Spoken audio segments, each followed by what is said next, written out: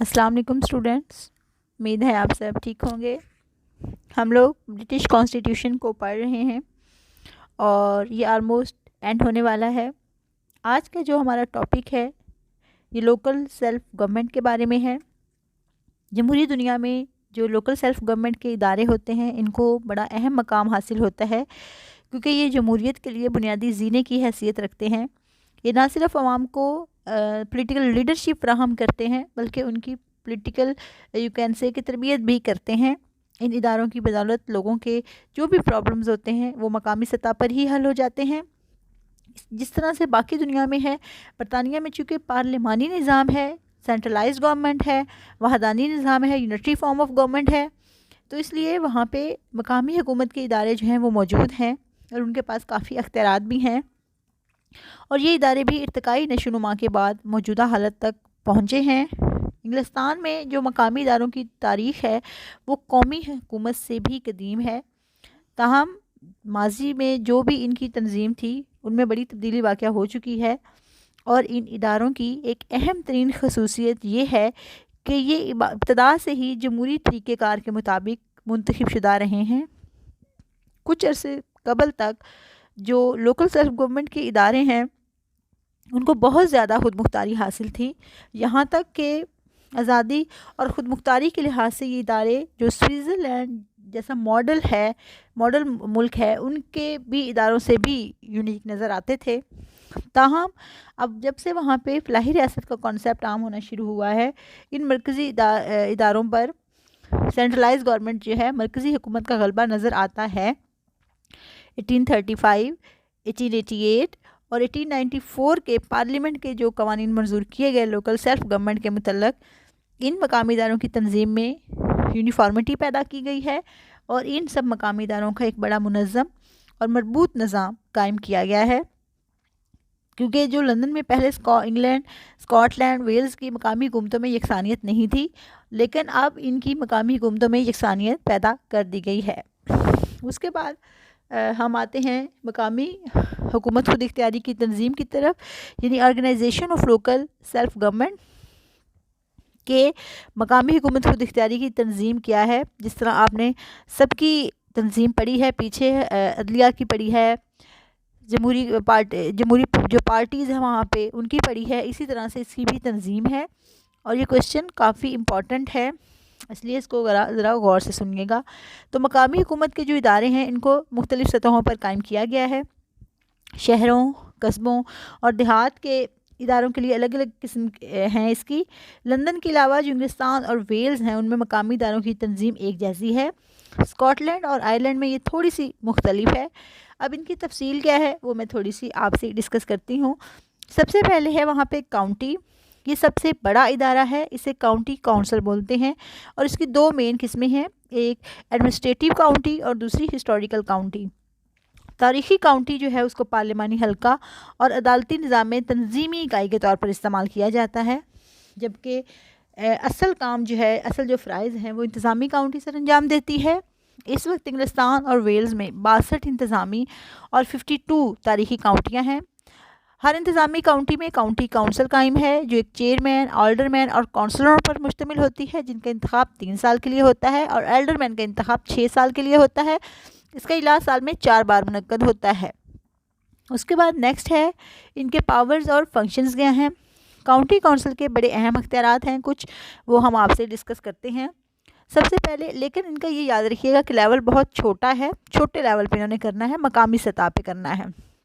فروغ تعلیم کے لیے اقدامات کرنا، صحت عامہ کی بہتری کے لیے کوششیں کرنا، سڑکوں کی تعمیر اور ان کی نگرانی کے کام کرنا، ضلع کونسلوں کے کام کی نگرانی کرنا، پاگل خانے اور دیگر اصلاحی ادارے قائم کرنا، زراعت کی ترقی کے لیے منصوبہ بندی کرنا، کاؤنٹی کے منظور کردہ ٹیکسز عائد کرنا، یعنی کہ کاؤنٹی کے جو بھی ٹیکس ہوں گے وہ اس کو عائد کرے گی، اور اس کے بعد ناپ تول کے نظام کی نگرانی کرنا، جسٹس آف پیس اور کونسلروں کی مشترکہ کمیٹی کے ذریعے۔ اب یہ جسٹس آف پیس آپ نے عدلیہ میں پڑھا تھا کہ جسٹس آف پیس کیا ہوتے ہیں۔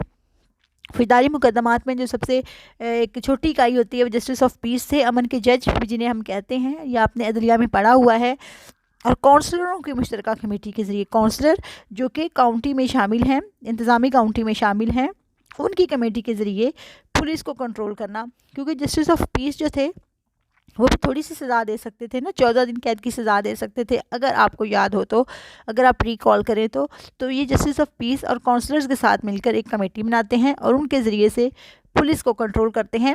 یہ بات یاد رکھیے گا کہ یہ مقامی سطح پر کنٹرول کرتے ہیں، یعنی کہ بہت چھوٹی سطح پر یہ کاؤنٹی ہے، اور چونکہ ہر انتظامی کاؤنٹی میں کاؤنٹی کونسل قائم ہوتی ہے، اس لیے اس کا اجلاس جو ہے وہ 4 بار منعقد ہوتا ہے سال میں، اس کی صدارت چیئرمین کرتا ہے، اور کونسل کے ارکان کی تعداد آبادی کے تناسب سے ہوتی ہے، جتنی آبادی ہوگی اتنی ہی کونسل کے ارکان کی تعداد ہوگی، چونکہ مقامی لوگوں پر مشتمل ہونا ہے اس نے، اس لیے آبادی کے تناسب سے ہر کاؤنٹی کے جو لوگ ہیں ان کی تعداد جو ہے وہ دوسروں سے مختلف ہوگی، ہر کاؤنٹی کے ارکان کی تعداد جو ہے وہ ڈیفرنٹ ہوگی۔ اور ابھی میں نے آپ کو بتایا تھا کہ انگلستان اور ویلز میں 62 انتظامی کاؤنٹیاں ہیں اور 52 تاریخی کاؤنٹیاں ہیں۔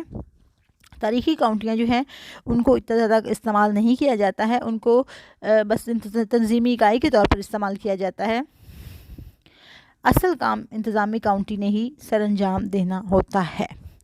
اس کے بعد یہ کاؤنٹی کے ڈسکس کرنے کے بعد ہم نیکسٹ کی طرف آتے ہیں۔ نیکسٹ کیا ہے ہمارے سامنے؟ نیکسٹ جو اگلا ہے وہ آتا ہے ڈسٹرکٹ، کہ جو انتظامی کاؤنٹی ہے وہ تو ایک سب سے مین چیز ہے، ایک سب سے مین جگہ ہے، ایک سب سے مین ادارہ ہے جو کہ مقامی حکومت خود اختیاری میں پہلے نمبر پر آتا ہے۔ اس کے بعد سیکنڈ کیا ہے؟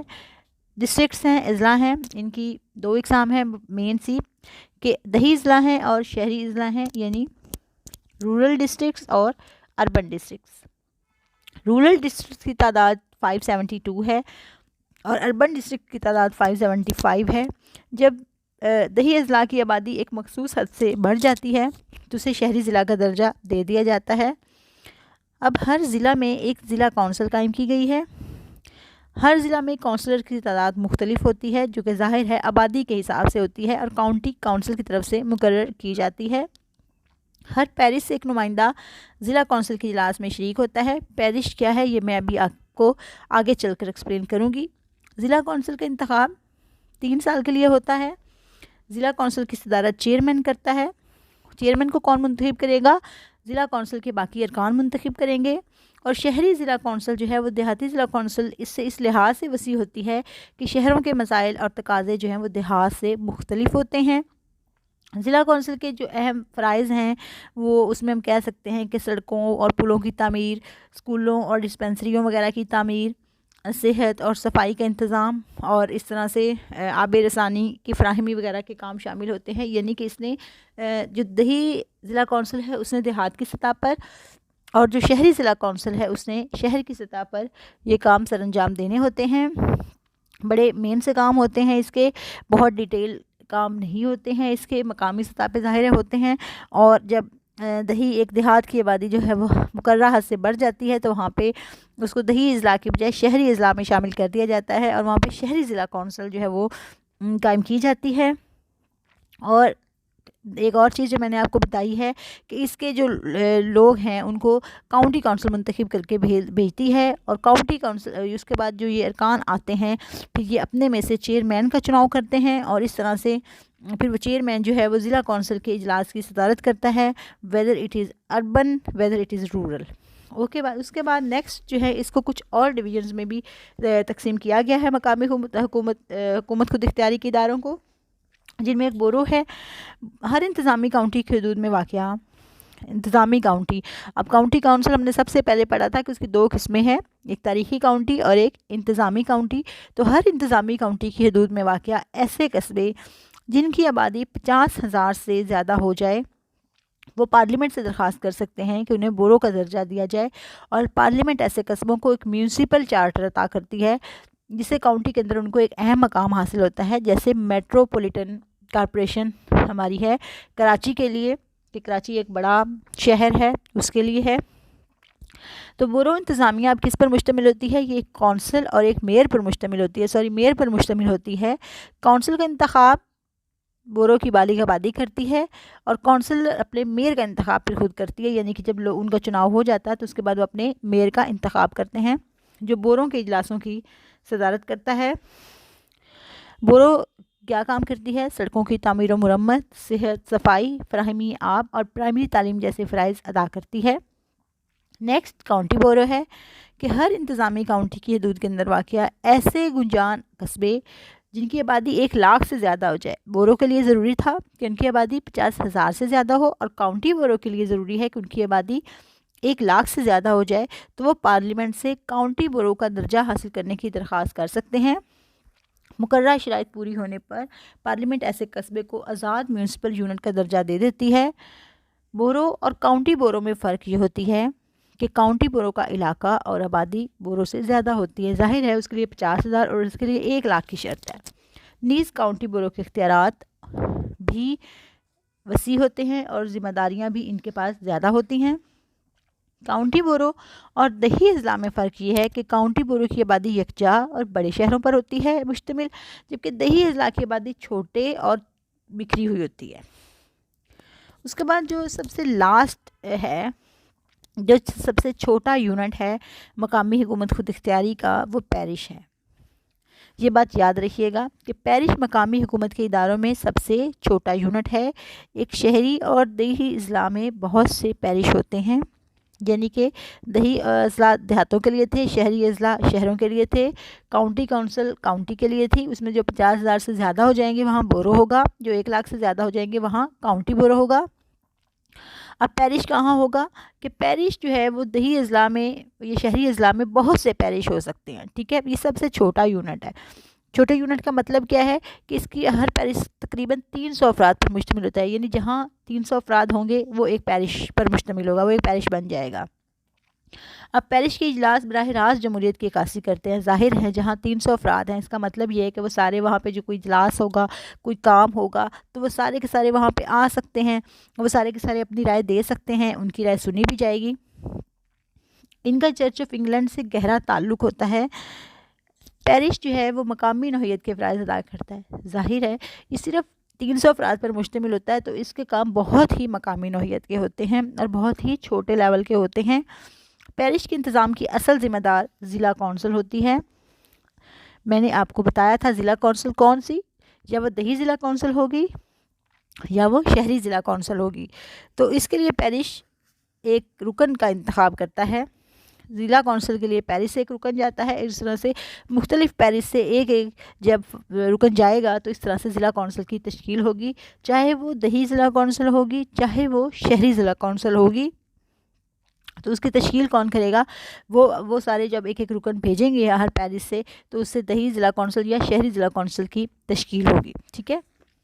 اب پیرش جو ہے اس نے چونکہ یہ 300 افراد پر مشتمل ہے، تو اس کے کام بہت ہی چھوٹے ہوتے ہیں، بہت ہی مقامی نوعیت کے کام ہوتے ہیں، جیسے کہ نالیوں کی تعمیر، وہاں پہ اسٹریٹ لائٹس اگر نہیں ہیں تو ان کو ریپیئر کروانا، یا پھر جو مقامی کوئی بھی لائبریری ہے اس کی حالت زار اگر خراب ہے تو اس کو ٹھیک کروانا، اس ٹائپ کے بہت چھوٹے بہت مائنر قسم کے جو کام ہیں وہ یہ پیرش کرتی ہے۔ اب میں آپ کو ایک دفعہ تھوڑا سا ریپیٹ کر دیتی ہوں کہ یا اگر آپ اوپر سے آئیں گے تو سب سے پہلے کاؤنٹی ہے، وہاں پہ کاؤنٹی کی 2 قسمیں ہیں، تاریخی کاؤنٹی ہے، انتظامی کاؤنٹی ہے۔ اس کے بعد ڈسٹرکٹس ہیں، دیہی اضلاع ہیں، شہری اضلاع ہیں۔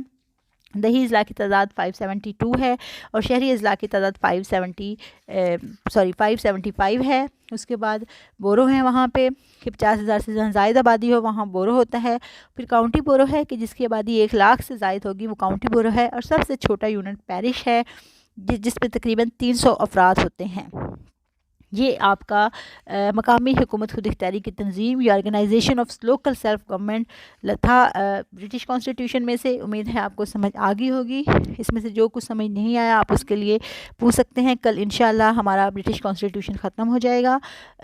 اس میں سے کچھ سمجھ نہیں آیا تو آپ پوچھ سکتے ہیں۔ کائنڈلی لیکچر کو ضرور سنیں اور اپنا فیڈ بیک دیں، آپ کے فیڈ بیک کی ضرورت ہے۔